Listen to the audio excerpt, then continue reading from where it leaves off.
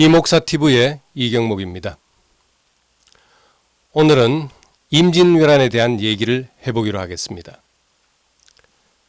당시 전쟁 업무를 총괄 수행했던 사람은 영의정 유성룡이었습니다. 하지만 유성룡은 전쟁이 끝나기 직전에 임금으로부터 파직 통보를 받았습니다. 전쟁 내내 굳은 일을 도맡아 했던 일꾼에게 수고했다 말 한마디 없었습니다. 비정한 임금의 처사에 유성룡은 항의 한마디 없이 고향 안동으로 낙향했습니다. 유성룡의 파직 소식을 들은 충무공 이순신 장군은 탄식했습니다. 그리고 얼마 후 노량해전에서 충무공은 갑옷도 입지 않은 채 지휘하다 적탄에 쓰러졌습니다. 임진왜란을 승리로 이끈 두 영웅의 마지막은 파직과 전사였습니다. 충무공의 전사 소식을 들은 유성룡은 7년 전쟁을 되돌아보며 책을 썼습니다. 우리들이 다 잘 아는 징비록입니다. 유성룡은 서문에 하늘의 도우심을 잊지 않기 위해 이 책을 쓴다고 말했습니다. 징비록의 내용 가운데 두 장군에 관한 얘기가 있습니다. 신립 장군과 이순신 장군입니다. 신립은 임진왜란 당시 육군 총사령관이었습니다. 그는 충주의 탄금대에 진을 치고 일본군을 맞아 한판 승부를 준비하고 있었습니다. 이때 문경 세제에 나가 있던 파수꾼이 달려와 적이 세제를 넘었다고 보고했습니다. 신립은 파수꾼의 보고를 의심하여 그를 옥에 가두고 자신이 직접 나가 확인해 보았습니다. 그리고 돌아와서는 적의 그림자도 안 보이는데 거짓 보고를 했다고 파수꾼을 죽였습니다. 하지만 실제로 그 시간 일본군은 문경 세제를 넘어 질풍처럼 충주로 진격하고 있었습니다. 얼마 안 있어 적의 대군이 충주에 당도했습니다. 미처 준비가 안 된 신립은 우왕좌왕하다 제대로 싸워보지도 못하고 전멸했습니다. 신립 장군의 파수꾼은 열심히 임무를 수행했으나 그 수고가 헛되었습니다.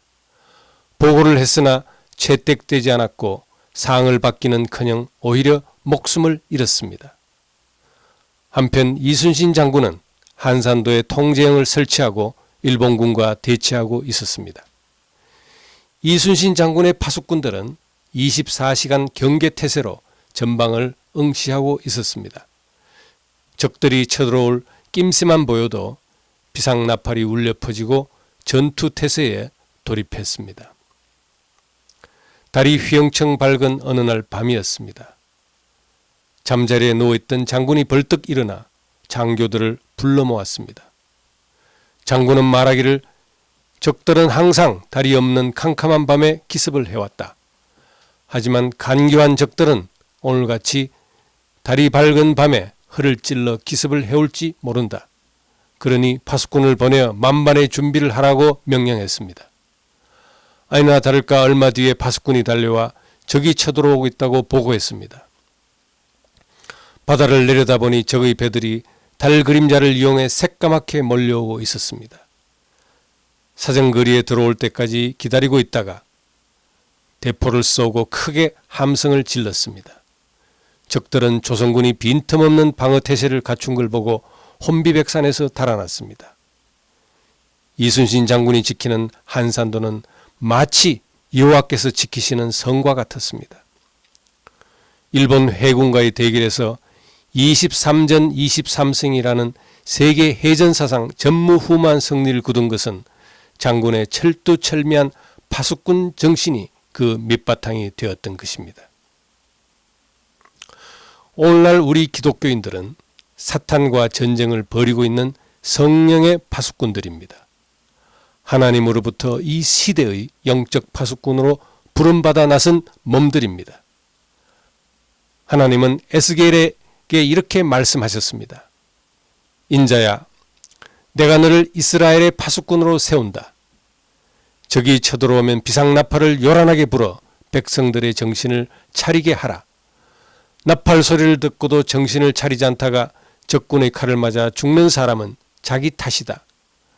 하지만 적이 쳐들어오는 것을 보고도 파수꾼이 비상나팔을 불지 않아서 백성들이 적군의 칼에 맞아 죽는 일이 벌어진다면 이에 대한 책임은 전적으로 파수꾼에게 물을 것이다 라고 하셨습니다. 파수꾼은 모름지기 하나님이 부여하신 사명감을 가지고 늘 깨어 있어야 합니다.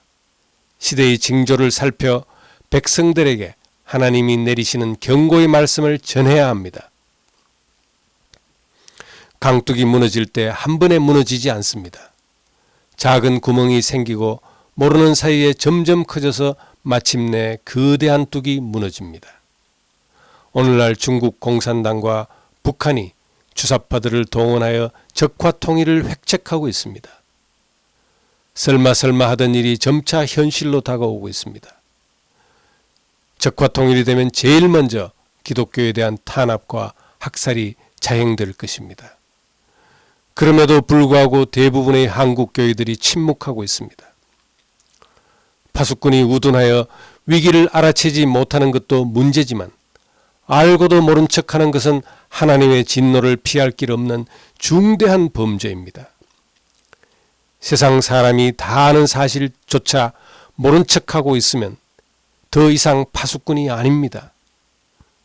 우리는 하나님 나라를 지키는 성령의 파수꾼이라는 사실을 절대 잊어서는 안 됩니다.